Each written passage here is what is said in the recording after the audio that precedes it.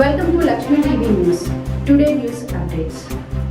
నల్గొండ జిల్లా వల్లాల గ్రామంలోని ప్రభుత్వ పాఠశాలలో లయన్స్ క్లబ్ ఆధ్వర్యంలో నిర్మించిన టాయిలెట్ కాంప్లెక్స్ ను ఘనంగా ప్రారంభించారు. ఈ కార్యక్రమానికి మల్కాజ్గిరి పోలీస్ కమిషనరేట్ ఉప్పల్ అదనపు డిప్యూటీ కమిషనర్ ఆఫ్ పోలీస్ ఎన్ వెంకట్రమణ ముఖ్య అతిథిగా హాజరయ్యారు. ఈ సందర్భంగా ఆయన మాట్లాడుతూ గ్రామీణ ప్రాంత ప్రభుత్వ పాఠశాలల్లో మౌలిక వసతుల అభివృద్ధికి లయన్స్ క్లబ్ చేస్తున్న సేవలు నిరుపేద విద్యార్థులకు ఎంతో ఉపయోగకరంగా ఉన్నాయని పేర్కొన్నారు.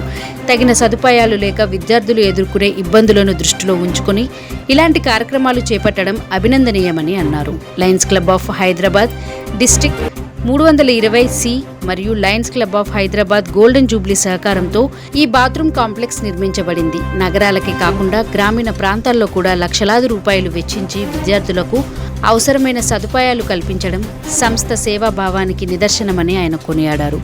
ప్రభుత్వ పాఠశాలలో చదివి డీసీపీ స్థాయికి ఎదిగిన వెంకటరమణ తన గ్రామాన్ని మర్చిపోకుండా ఈ కార్యక్రమానికి శ్రీకారం చుట్టడం పట్ల గ్రామస్తులు, ఉపాధ్యాయులు ప్రశంసలు కురిపించారు.